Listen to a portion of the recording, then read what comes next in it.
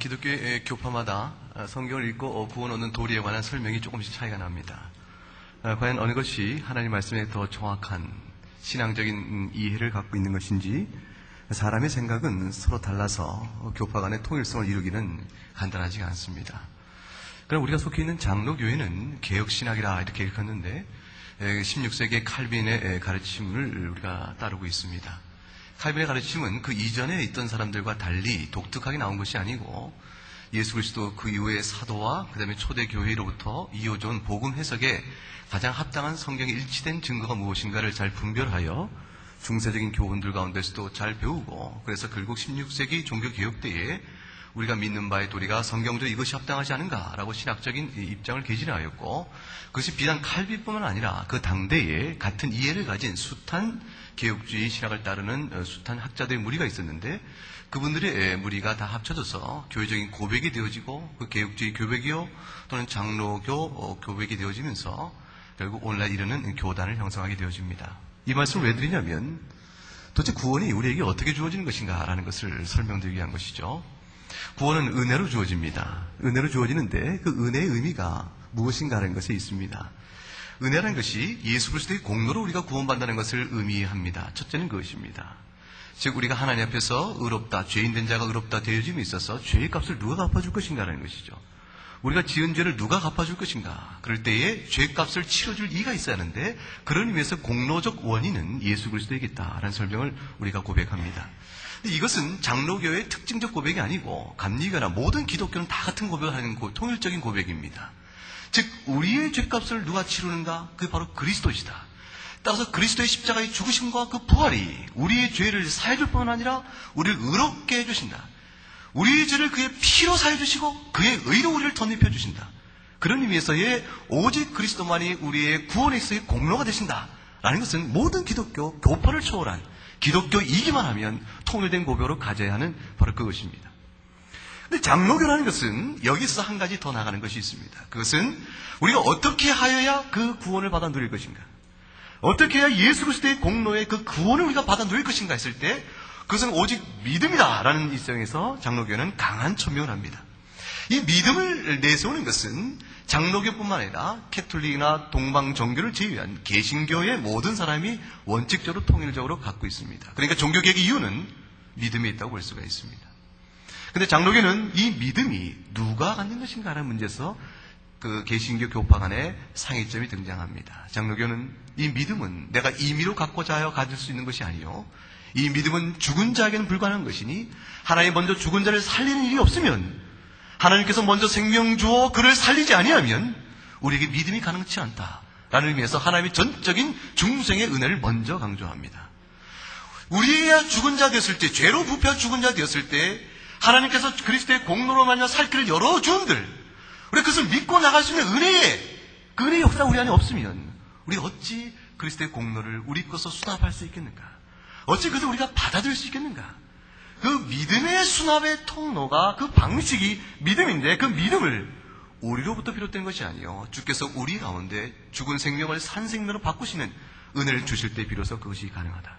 근데 그 은혜는 인간이 거부할 수 있는 것이 아니요, 하나님이 택한 그의 백성에게 전적으로 자기 주권으로 그걸 주심으로 하나님께서 살리고자 하는 자는 살리실 수 있다. 그 성경에 나타난 우리의 구원 얻는 생명의 도리의 은혜의 복음의 참 실천적인 원리다라는 것을 우리가 고백합니다. 이것이 장로교입니다. 이것이 개혁주의 신학입니다. 따라서 개혁주의 신학은 한 가지 굳게 믿습니다. 하나님께서 시작하신 일은 하나님께서 반드시 열매를 맺으신다. 주님께서 시작하신 일을 누가 방해할 수 있겠는가? 우리 가운데 누가 믿을 것인가? 누가 믿고 누가 그 하나님 앞에 주의 복음 앞에 반응할 것인가라고 했을 때에, 하나님께서 택정하신 그의 백성들, 창세 전에 영원전에 주께서 온 세상을 만드시기를 작정하시고 그 만드신 세상 속에서 훗날 주의 재림으로 말미암아 이루실 새하늘과 새 땅까지 미리 하시는 주님, 그 어떤 일을 실행하실 때 계획을 다 세우신 주님, 그의 작정 안에서 모든 우주를 통치해 나가시는데, 그 통치해 나가실 때 하나님께서 자신의 영광의 백성이요 그와 더불어 영원한 하나님 나라에 누릴 그의 백성들 이미 정하신 바가 있으니 그가 예정적인 고백입니다. 에베소서 1장에 나와 있는 기가 막힌 고백입니다. 사람이 생각해서 할 수 없는 일이죠. 우리가 성경에서 아는 모든 지식은 울려서 상상해서 할 수 없는, 우리가 서로 모여서 토의해서 나올 수 없는 기가 막힌 영적 사실들을 성경에서 보여주면서 우리에게 신비한 비밀들 열어줍니다. 그 속에 하나님이 택정한 자를 구원하신다라는 예정적 구원에 대한 교훈이 담겨 있습니다. 하나님께서 그의 백성을 사랑하셔서 너희가 나를 택한 것이 아니라 내가 너희를 택한 것이라 말씀하신 주 그리스도의 말씀처럼 하나님께 그 백성을 택하여 불러내실 때에 불러내신 그 한 사람 한 사람을 주께서 작정하신 바대로 불러내시니 하나님께서 우리를 불러내어 구원을 시작하신 일이 하나님이 결코 인생이 아니시니 시건치 않으시고 후회하지 않을 것이므로 반드시 이루어질 것인데 이루어진 그 일은 우리 안에 구원의 완성으로 이루어질 것이다. 따라서 우리의 구원은 우리 개개인의 어떤 무엇에 따라서 취소될 것이 아니요 오직 하나님의 은혜로 실현될 것이라. 이것이 우리가 믿는 바의 은혜의 복음의 참 은혜성이라면 오늘 본문은 우리와 하여금 흠칫 다시 한번 생각해주는 어떤 대목을 만나게 해줍니다. 그것이 10절에 보게 되면 그럼 우리 형제들아 더욱 힘써 너희 부르심과 택하심을 굳게 하라. 뭐라고 되어 있습니까? 너희의 부르심과 택하심을 굳게 하라. 그 다음을 읽어볼까요? 시작. 너희가 이것을 행한즉 언제든지 실족치 아니하리라. 여러분 실족치 아니하는 말의 뜻이 무엇입니까? 그 문자적인 의미는 넘어지지 않을 것이라는 말이 되겠죠. 그런데 여기서 담고 있는 개념적 의미는 무엇인가? 그것은 11절에 이어집니다. 11절에 가면 이같이 하면 이래. 실족치 않게 될 것인데 너희가 만약 부르심과 택하심을 굳게 하면 그렇게 되어지죠. 그렇게 되어지면 어떤 결과가 우리에게 주어진다고 말씀합니까? 읽어볼까요? 같이 시작. 우리 주 곧 구주 예수 그리스도의 영원한 나라에 들어감을 넉넉히 너희에게 주시리라. 우리 구주 예수 그리스도의 영원한 나라에 들어감을 넉넉히 주시리라. 무엇을 의미합니까? 한 줄여 얘기하면 너에게 구원이 있을 것이라. 너에게 하나님 나라에 들어가는 영광의 구원이 있을 것이라. 그렇게 해석이 되어집니다. 그러면 10절과 11절의 논리적 상관성을 보게 되면 어떤 의미가 다가오게 되어집니까? 우리가 어떻게 하여야 예수 그리스도의 영원한 나라에 들어갈 수 있습니까? 내가 어떻게 하여야 영생을 얻을 수 있습니까? 라는 질문이 되어지면 11절의 말씀을 그렇게 질문을 풀이하면 답이 10절에 있는데 10절의 말씀의 뜻이 너희 부르심과 택하심을 굳게 하라. 너희의 부르심과 택하심을 굳게 하라. 그런데 굳게 하는 방식이 무엇입니까? 더욱 힘써 하라고 되어 있습니다. 우리가 해야 될 마땅한 어떤 무엇인가 역할이 있다는 사실을 암시해주고 있는 것으로 풀이될 수 있습니다. 그러면 그리스도의 영원한 나라에 들어감이 내가 오늘 무엇을 하는 것과 관련하여 내가 무엇을 하는 것과 관련하여 결정되는 말인가요? 그럼 은혜의 복음은 틀린 것인가요? 하나님께서 작정하셔서 우리를 불러내셔서 예수 그리스도의 공로의 피로 우리를 구원하신다고 말씀하셨는데 우리가 믿음으로 그 예수 그리스도의 공로를 수납한다고 말씀하셨는데 그 믿음조차 주께서 우리를 새 생명 주심으로 주신다고 말씀하셨는데 이 새 생명이 우리의 더욱 힘써 굳게 함과 택하심과 부르심을 굳게 함으로 된단 말인가? 그럼 무엇인가요? 우리의 역할은 무엇이고 하나님의 은혜의 역할은 무엇인가? 이것이 질문이 우리에게 다가오게 되어집니다. 여러분은 어떻습니까? 질문이 다가오시나요? 이것은 상당한 고민거리입니다. 어떻게 이해할 것인가? 한번 성경을 보겠습니다. 요한복음 10장을 보시죠.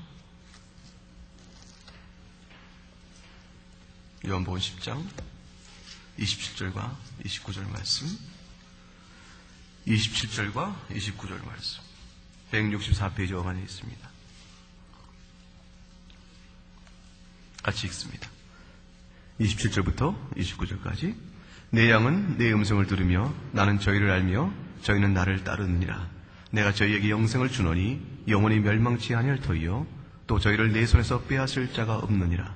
저희를 주신 내 아버지는 만유보다 크심에 아무도 아버지 손에서 빼앗을 수 없느니라. 내가 저희에게 영생을 주노니 28절입니다. 주는 이가 하나님이시고 하나님께서 주심으로 누가 하나님 손에서 빼앗겠는가? 하나님이 작정하신 바를 어찌 실행치 아니하시겠는가? 고린도 후서 1장을 가보실까요? 287페이지 고린도 후서 1장 21절과 22절 말씀 21절과 22절 말씀 287쪽에 있습니다. 21절 22절 같이 읽겠습니다. 우리를 너희와 함께 그리스도 안에서 견고케 하시고 우리에게 기름을 부으신 이는 하나님이시니 저가 또한 우리에게 인치시고 보증으로 성령을 우리 마음에 주셨느니라. 우리에게 기름 부으신 이가 누구신가? 하나님이 아니신가? 우리를 그리스도 안에서 견고케 하신 이가 누구신가? 하나님이 아니신가? 누가 우리에게 인치고 보증으로 성령을 우리 마음에 주셨는가? 하나님 아니신가? 하나님이 다 하신 일인데 이 일이 취소될 수 있겠는가? 로마서 11장 갑시다. 로마서 11장 29절 말씀에 255쪽에 있습니다. 255쪽 읽어보면 29절 같이 읽습니다. 하나님의 은사와 부르심에는 후회함이 없느니라. 후회하심이 없다.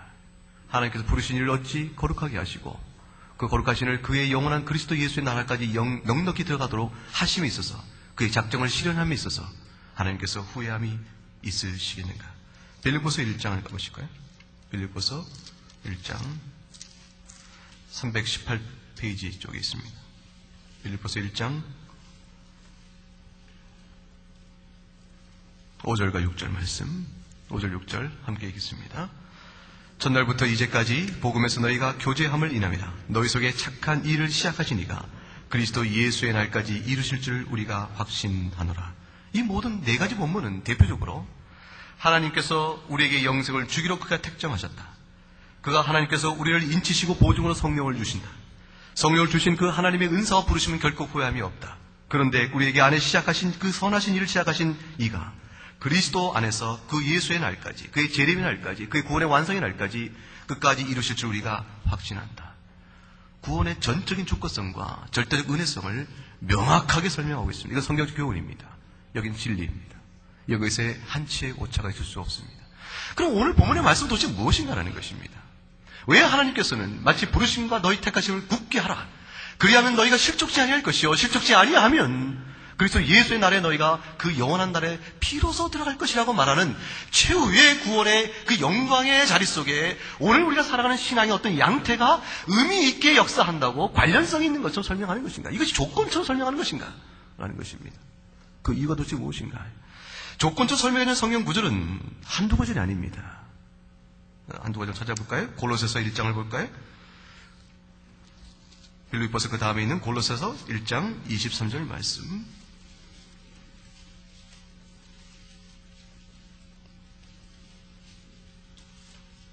1장 23절 말씀 같이 읽습니다. 만일 너희가 믿음에 거하고 터 위에 굳게 서서 너희 들은 바 복음의 소망에서 흔들리지 아니하면 그리하리라. 이 복음은 천하 만민에게 전파된 바요 나 바울은 이 복음의 일꾼이 되었노라. 만일 너희가 조건입니다.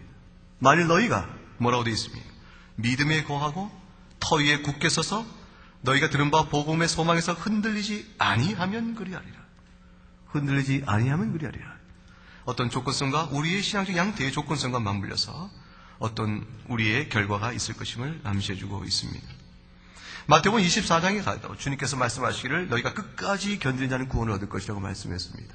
마태복음 7장에 가면 너희가 주여 주여 하는 자마다 구원을 받을 것이 아니에요. 오직 하나님에 계신 아버지 뜻대로 행하는 자라야 구원받을 것이라고 명시하고 계십니다. 우리의 신앙의 삶은 어떤 의미를 갖습니다. 하나님께서 시작하신 일을 반드시 이룰 것이요. 그 이루는 모든 구원은 철저히 은혜이지만 그러나 성경 곳곳에서 그 은혜를 입은 자에게 있어서의 인생 사는 동안 우리가 혹 믿음을 갖고 얼마 많은 인생을 살지 모르지만 늦게 믿은 사람은 믿음 받고 얼마 못 살 것입니다. 일찍 믿은 자는 나면서부터 믿음의 가정에 태어났으면 평생 동안 복음과 함께 살겠죠. 그 인생의 길이와 짧음에 관계없이 복음을 받은 자에게 살아가는 하나님이 허락한 인생 시간 동안에 그 인생은 결코 무의미한 것이 아니고 구원의 결과와 관련된 어떤 의미성을 갖는다. 이것은 사실입니다. 근데 그 의미가 도대체 무엇인가를 밝히는 것이 중요합니다. 어떤 의미에 있어서 내가 오늘 살아가는 신앙의 양태가 하나님 나라에 들어감에 의미를 갖는 것인가. 그것을 바르게 이해하는 것은 매우 중요하죠. 그걸 잘못 이해하면 신앙생활을 열심히 하였으나 그 결과는 잘못된 결과, 예상치 못한 결과를 받게 될 것이기 때문에 그렇습니다. 오늘 사도 베드로께서 우리에게 분명히 말씀하셨습니다. 너희 부르심과 택하심을 굳게 하라. 그 까닭은 무엇인가? 하나님께서 다 하시는 일이 있음에도 불구하고 우리에게 무엇인가를 의미 있도록 삶의 의미를, 신앙적 반응의 의미를 두고 계신 것은 무엇인가? 세 가지로 우선 요약해드리겠습니다. 첫째는 첫째는 하나님께서 우리에게 은혜를 베풀어서 그의 작정을 실현해 가시고 그 믿음조차도 주님께 주시지만 그럼에도 불구하고 우리가 인격성을 갖고 받은 바 믿음에 대한 어떠한 반응을 보이기를 하나님이 원하고 계시기 때문에 그렇습니다. 하나님께서 우리를 창조하시고 하나님의 형상으로 만드셨을 때에 우리가 죄를 지을 때 하나님의 형상으로 범한 것이요, 우리가 주 앞에서 용서받은 자요 주의 자녀였을 때 또한 하나님의 형상으로서 인격적 자태로서 하나님과 신앙적 관계를 유지해 나갑니다.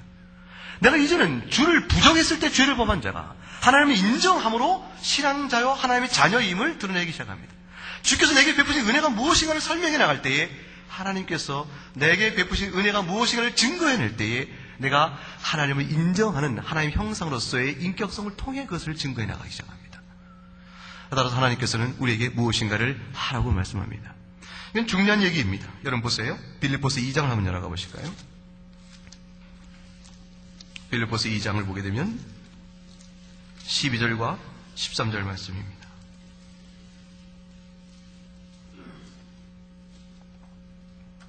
12절과 13절 말씀 함께 읽겠습니다. 그러므로 나의 사랑하는 자들아, 너희가 나 있을 때뿐만 아니라 더욱 지금 나 없을 때에도 항상 복종하여 두렵고 떨림으로 너희 구원을 이루라. 너희 안에서 행하시는 이는 하나님이시니 자기의 기쁘신 뜻을 위하여 너희로 소원을 두고 행하게 하시나니. 너희 구원을 이루라고 말씀합니다. 어떻게 우리 보고 구원을 이루라고 명령하실 수 있습니까? 구원을 하나님이 하시는 것이야 우리는 그 은혜를 받는 것인데 하나님께서 어찌하여 우리 구원을 이루라고 말씀하시는 것인가? 근데 그 이유가 13절에 나옵니다. 왜냐하면 극가덕은 이와 같은 이치 때문에 그렇다. 13절은 12절 명령에 대한 영적 원리를 설명하는 것입니다. 내가 너희에게 12절에 너희가 두렵고 떨림으로 너희 구원을 이루라고 내가 명령하는 것은 13절에 나와 있는 영적 원리 때문에 이 명령을 너희에게 주는 것인데 그것은 무엇인가? 너희 가운데 하나님께서 일하고 계시다는 사실 때문에 그렇다. 너희 가운데 하나님께서 일을 하고 계신다. 너희 심령 가운데 하나님께서 일하고 계신다. 그 일은 무엇인가? 너희로 하여금 하나님께서 지극히 원하시는 목적이 있는 바, 하나님 우리를 향하여 지극히 원하시는 소망의 뜻을 우리로 하여금 나의 소망으로 갖게 하시고 그 소망에 따라 나도 행하기를 원합니다 라는 믿음의 결심들이 있도록 하게 하는 일, 그것을 하나님께서 우리 안에서 일을 하고 계신다. 중요한 사실입니다. 하나님께서 우리를 믿음으로 불러내시고 은혜를 부어주실 때에 우리 안에, 우리가 하나님의 형상을 입은 자로서 인격성을 갖고 있기 때문에 우리 안에 소망을 갖고 그 바라는 바를 생각하고 생각할 뿐만 아니라 바라는 바를 행하고자 할 의지를 발동시키고 그 의지를 발동시키면서 내적인 순종이 외적인 순종으로 이어져 나오며 그래서 내면적인 거룩함이 외적 거룩함으로 나오게 되어져서 결과적으로 우리 안에 있는 믿음의 은혜가 외적으로 증거되어지는 결과를 갖습니다. 따라서 우리는 어떤 사람의 외적인 행동을 보고 믿음의 순종을 보고 그 사람의 행위의 순종을 보고 그 사람의 믿음이 있다고 말합니다. 행위가 믿음이기 때문이 아니고 그 행위의 열매를 낳게 만든 내면적인 영적 역사의 심리적인 틀, 내용, 그것을 가리켜서 믿음이라고 말하는 것입니다. 저자가 어떻게 이런 열매를 맺게 되었는가? 그 안에 믿음이 있는 것이 아닌가? 그 믿음이 어찌 그와 같은 열매를 맺도록 이끌어내는 것인가? 그것은 그 안에 하나님께서 그의 영혼 안에 역사하셔서 하나님께서 지극히 원하시는 뜻들을 그 마음에 자기 소망으로 갖게 하시고 그 소망을 가질 뿐만 아니라 행하고자 하는 은혜를 주 앞에서 구하게 되어지며 성령께서 능력을 베푸시니 과연 그 안에서 순종의 역사가 나타나게 하느니라. 그게 바로 이 말씀입니다. 따라서 하나님께서는 두렵고 떨림으로 너희 구원을 이루라고 말씀합니다. 그 말씀은 우리가 행한 바를 통하여 구원의 역사가 이루어지는 사실이 아니요, 우리가 행한 바로 없는 구원을 이루어낸다는 것이 아니고 이미 우리 안에 착한 일을 시작하신 이가 어떠한 인격적 경로를 통해서 그 일을 이루어내시는가를 너희가 조금이라도 생각한다면 너희가 하나님 앞에서 구원이라는 말씀의 뜻을 바로 이해할 수 있을 것이라. 요컨대 하나님께서 너희 안에 역사하신 일에 예민하여 순종함으로 너희 안에 이미 이루신 믿음의 증거를 나타내 보이라. 너희 안에 역사하신 믿음의 증거를 나타내 보임으로 과연 주께서 너희 안에 시작하신 구원의 일이 완성됨이 무엇인가를 너희가 스스로 볼 수 있을 것이라. 그 원리가 되어지는 것입니다. 이건 구원에 관한 존재론적 원리입니다. 하나님께서 우리의 인격적 존재가 무엇인가를 이해하시고 우리 안에 그와 같은 명령을 주고 계신 것입니다. 둘째는 왜 하나님께서 우리에게 구원을 이루라고 말씀하시는가? 왜 하나님께서 그가 하신 일임에도 불구하고, 전적인 그의 일임에도 불구하고 왜 우리에게 택하심과 부르심을 굳게 하라고 말씀하시는가? 두 번째 이유는 우리가 부패해 있기 때문에 그렇습니다. 우리가 온전치 못하기 때문에 그렇습니다. 우리가 중생한 은혜를 입었음에도 불구하고 여전히 죄인입니다. 중생한 은혜를 입었음에도 불구하고 우리가 온전치가 않습니다. 성화의 길을 걸어가야 될 하나님의 거룩한 부르심을 우리 안에 주고 계시기 때문에 그렇습니다. 우리는 은혜를 알고 난 뒤에는 죄를 미워하는 마음이 우리 안에 시작되어졌습니다. 이젠 혹 우리가 죄를 범하는 일이 있을지 모르지만, 우리가 죄를 떨쳐내지는 완전히 못하지만, 그러나 분명한 것은 신자에게는 그 죄 짓는 일을 미워하게 되어집니다. 내가 어찌 일을 했단 말인가? 내가 하나님의 은혜를 아는 자로 어찌 내가 이와 같은 일을 한다 했단 말인가? 자기 안에 벌어진 죄의 습성과 죄의 결과를 자기도 미워하게 되어집니다. 그게 신자의 증거입니다. 우리가 죄를 미워합니다. 하나님의 의의 성품을 사랑합니다. 하나님을 사랑하며 죄의 법을 미워합니다. 그럼에도 불구하고 우리가 죄를 완전히 이기지 못합니다. 우리가 죄를 완전히 이기지 못하므로 내가 형제를 사랑하니 마땅하며 형제를 사랑할 때 오는 영적인 희열과 기쁨과 담대함과 평안이 무엇인지 뻔히 알면서도 어제까지 누렸던 형제 사랑의 그 능력을 내가 경험했음에도 불구하고 오늘 우리는 또 실족하기도 합니다. 완전한 승리를 거두지 못하는 우리들의 연약성을 주께서 하시면서 우리와 하여금 권면하시는 것입니다. 격려하시는 것입니다. 그리고 신자로 하여금 하나님이 지극히 사랑하신 자기 백성들이 죄의 실족 가운데서 계속 침잠되어져서 밝은 빛으로부터 어둠 속에 헤매는 그 비참한 죄의 성질의 노예처럼 살지 않도록 우리를 불러내시기 위해서 신자에게 경계의 말씀으로 이 말씀을 주시는 것입니다. 사랑의 본면입니다. 하나님의 자녀들, 사랑한 내 아들아, 내가 너희를 은혜로 불러서 내가 너희에게 모든 은혜로 너희에게 공급하노니 너희가 스스로 너희 부패하고 불완전한 모습을 깨우쳐 말씀에 비춰 너희 심령이 어떤 것을 살펴보아 너희가 하나님 앞에서 어찌 살 것인가를 경계하라. 이 경계심이 자기 성찰입니다. 영적인 자기 성찰입니다. 자기를 말씀 앞에 돌아보는 일이 없으면 신자로서의 성화는 없습니다. 자라가질 못합니다. 오랜 신앙생활 안에도 불구하고 성장하지 못합니다. 옛 부모로부터 물려받는 자연적 본성이 평생 자기 생활을 지배하게 되어집니다. 은혜와의 열매를 맺지 못하게 되는 것입니다. 믿음은 있으나 열매가 없으니 평생 동안의 신앙성에서 평강과 영적인 자유함과 성장으로 인한 희락을 알지 못하게 되어집니다. 못하는 것만큼 구원은 가물가물하며 먼 하나의 개념적인 고백처럼 자기 안에 머물게 되어집니다. 하나님께서는 그것을 원치 않으시는 것이죠. 자라가라는, 성장하라는 것입니다. 내가 너희를 권면하노니 경계하노니 이 말씀을 돌아보아 너희가 자라가라. 그것이 두 번째 이유입니다. 세 번째 이유가 있습니다. 그 세 번째 이유는 교회 안에 있으나 참 신자와 그렇지 못한 자를 구별해내시기 위한 것입니다. 함께 복음을 듣고 함께 신앙생활을 하고 있으나 그럼 모든 교인이 다 하나님 나라에 들어갈 것은 아닙니다. 모든 교인이 들어가지 않을 터인데 하나님께서 가라지와 알곡을 나눌 것이요, 나중에 바다에 그물을 던져 그물 안에 들어있는 물고기 중에서 좋은 물고기와 나쁜 물고기를 가려낸다고 말씀하셨습니다. 요한계시록의 종말에 이르게 되어지면 숱한 교회 속에서 배도의 일이 있을 것이라고 말씀하셨습니다. 배도와 불순종의 일이 있을 때에 그것을 가려내는 기준으로 하나님께서 이 말씀을 쓰십니다. 너희가 스스로 너희 구원을 이루라고 말씀하신 그 말씀 앞에서, 하나님의 말씀에 순종함으로 너희 구원을 이룰 것이라고 말씀하신 그 말씀 앞에서 종말의 심판의 자리를 열었을 때에 양과 염소를 나눔에 있어서 너희가 과연 순종한 자인가 그렇지 않은 자로 나누는 잣대로 사용하시는 것입니다. 여러분 보세요. 양과 염소를 나눴을 때 순종과 불순종으로 그 잣대를 나눈다는 것은 행위로 구원받는 것을 의미하는 것이 아닙니다.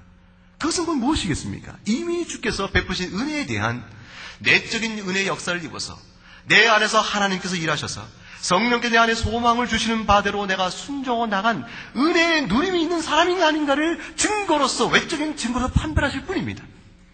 신자는 이미 그 말씀에 순종함으로 알곡이요 열매를 맺어가는 삶을 인생 중에 살아가기 때문에, 그것이 두 번째 이유, 첫 번째 이유이기 때문에 그로 인해서 그 자리에 서게 되면 이미 우리를 낙원에서 맞이하신 주님께서 종말의 심판자리 보좌에 앉아서 나를 심판단할 것이니 내게 두려움이 없고 내가 하나님의 자녀됨을 온 천하에 선언하는 자가 될 것입니다.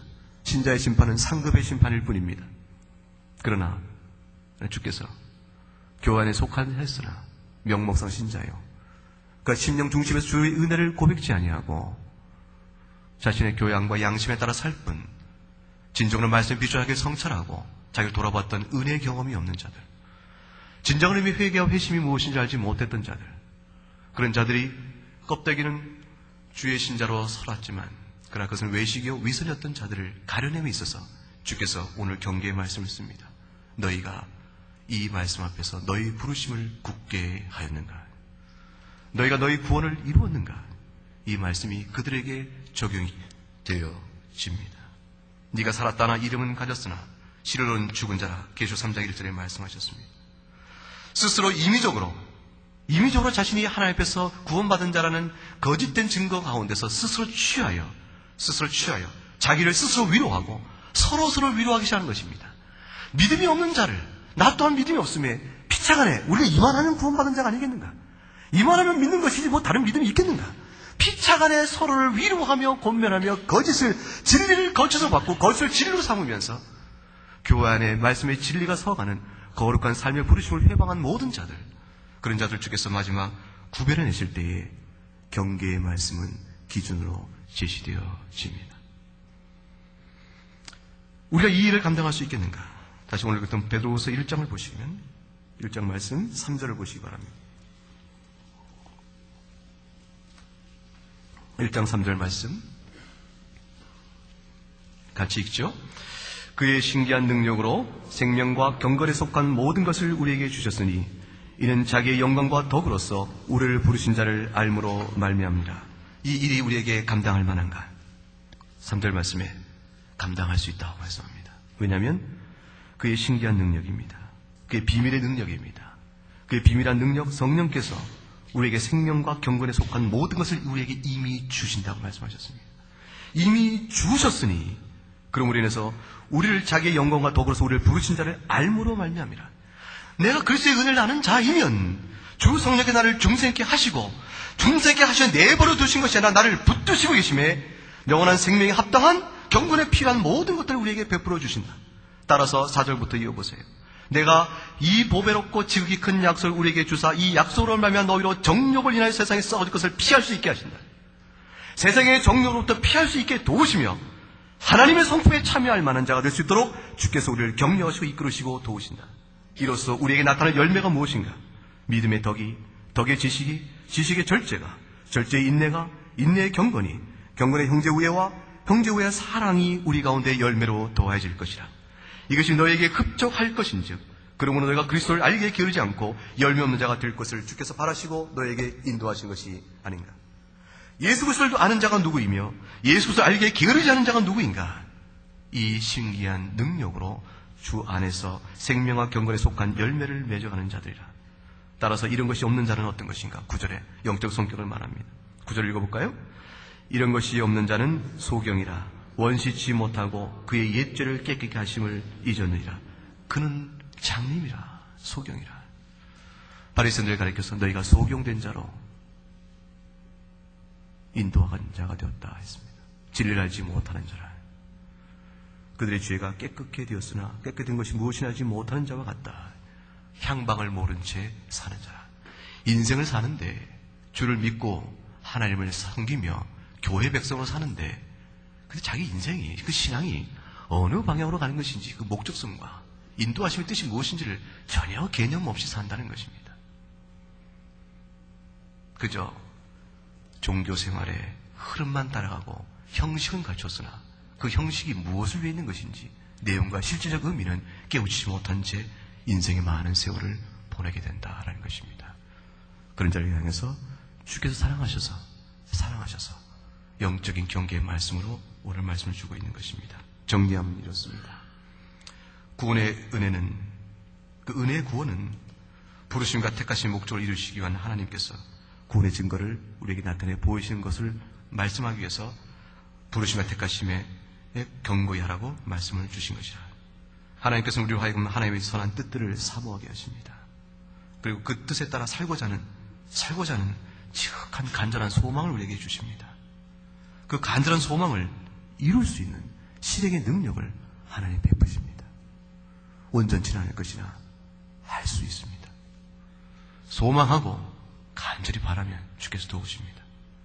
그리고 이것이 바로 은혜의 구원이란 영적 은택이며 은혜로 구원하여 불러내신 자들을 위해서 주께서 베푸시는 거룩한 성화의 과정입니다.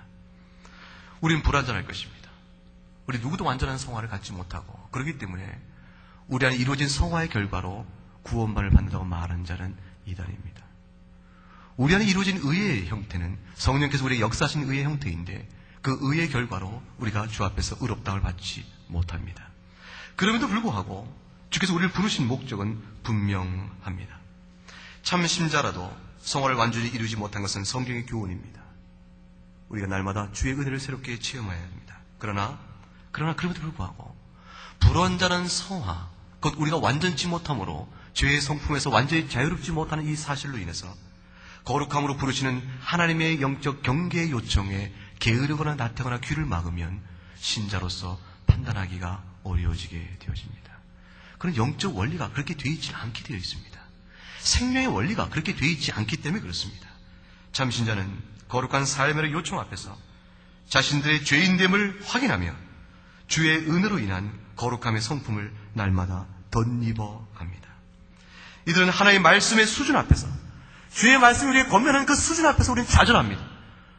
너희가 형제를 미워하면 살인하는 자라 말씀하셨으니 우리 처절한 살인자로 살 수밖에 없음. 우리 영적 현실을 우리가 직시하고 있기 때문입니다. 우리는 좌절하고 절망합니다. 또 때로 실족하여 죄를 의도적으로 범하는 일도 우리 안에 있습니다. 그럼에도 불구하고 참신자는 구원의 은혜에서 결코 떨어져 나가지 않습니다. 왜냐하면 이 모든 것을 미워하는 마음을 우리에게 주시고 이 모든 것을 인하여 회개하는 마음을 주시고 이 모든 것을 인하여 주의 은혜를 덧입기를 원하는 소망의 마음을 아울러 함께 주께서 부어주시기 때문에 그렇습니다. 그로 인해서 죄의 범한 과거의 기억들이 우리를 부딪히면서 오늘은 좀 더 하나님 앞에 새로운 모습으로 말씀 앞에 위로받고 새롭게 나아가기를 소망하게 되어집니다. 우리가 어디서 이런 모든 영적인 말씀의 수준 앞에서 좌절할 수밖에 없는 연약한 존재임에도 불구하고 어떻게 우리가 내일을 소망지게 바라볼 수 있습니까? 우리가 어떻게 내일을 소망지게 바라볼 수 있습니까? 그럼 무궁하신 하나님의 긍휼과 자비뿐이니 예수 그리스도 안에서 베푸시는 아침마다 새로운 그 긍휼과 자비요 그 신실함의 무공성 때문에 그렇습니다. 날마다 십자가를 바라보며 용서의 은혜에 흠뻑 젖는 것입니다. 주께서 다 용서하셨다. 내가 이 순간까지 지은 죄를 다 주께 다 용서하셨다. 주여, 이 밤에 주께서 모든 죄를 용서하실 자가 믿나이다. 이 간밤에 주께서 내게 은혜를 주셔서 잠든 그 기간에도 나의 꿈속에서도 내 영혼 속에 주께서 만지시사 찬송 가운데 거하게 하시고 내일 아침 눈을 떴을 때에 거룩한 소망 가운데 내가 눈을 뜨게 하옵소서. 그 하루 살아가는 것입니다. 그 하루를 살아가며 내게 베푸신 은혜를 증거의 삶을 하루하루 살고자 할 때 우리 안에 성화의 역사가 이루어지게 되고 너희의 부르심과 택하심을 굳게 하라는 말씀이 전적인 은혜 가운데 부르시는 은혜인 줄을 비로소 알게 되어집니다. 우리가 무엇을 하는 것이 아니요 하나님께서 내게 하신 일의 역사가 우리를 통해 드러남을 자랑할 수 있게 되어집니다. 이것이 바로 개혁주의요 장로교가 말하는 참된 은혜의 구원과 거룩함의 부르심의 영적 원리입니다. 이 믿음의 원리를 잘 깨달으시고 남은 생애 동안 주 앞에서 정진하셔서 우리에게 베푸신 은혜를 자랑하고 많은 열매 맺음으로 영적 평강을 흡족히 누리는 우리 사랑하는 화평교회 모든 성도가 되시기를 주의 이름으로 축원합니다. 기도하겠습니다. 이로써 그 보배롭고 지극히 큰 약속을 우리에게 주사 이 약속으로 말미암아 너희로 정욕을 인하여 세상에서 썩어질 것을 피하여 신의 성품에 참여하는 자가 되게 하려 하셨으니 형제들아 더욱 힘써 너희 부르심과 택하심을 굳게 하라. 이같이 하면 우리 주 곧 구주 예수 그리스도의 영원한 나라에 들어감을 넉넉히 너희에게 주시리라. 아멘. 하나님 아버지 감사합니다. 은혜로 우리를 부르셔서 영원전에 주께 택정하신 주의 백성, 하나님께서 우리 가운데 예수 그리스도로 말미암아 전적인 은혜로 우리를 부르셨사오니 우리 안에 역사하신 성령의 중생케 하신 능력과 우리의 소망을 베푸신 하나님의 거룩하신 부르심 앞에 우리가 순종함으로 믿음으로 부르신 그 은혜를 우리의 신앙의 삶 속에서 넉넉히 열매 맺어 하나님께서 우리에게 베푸신 은혜를 평강 가운데 만족히 누려가는 신앙생활 되게 하시옵소서. 그러므로 저희가 얼마간의 인생을 살든지 부르심에 합당한 삶을 삶으로 그리스도의 은혜의 복음을 자랑하게 하시며 우리 안에 맺은 그 열매 가운데서 우리가 평안과 만족 가운데서 하나님의 크신 은혜를 높이 찬송하는 인생 되게 하시옵소서. 하나님 홀로 영광을 받으시길 바라옵고 예수님 이름으로 기도 올리옵나이다. 아멘.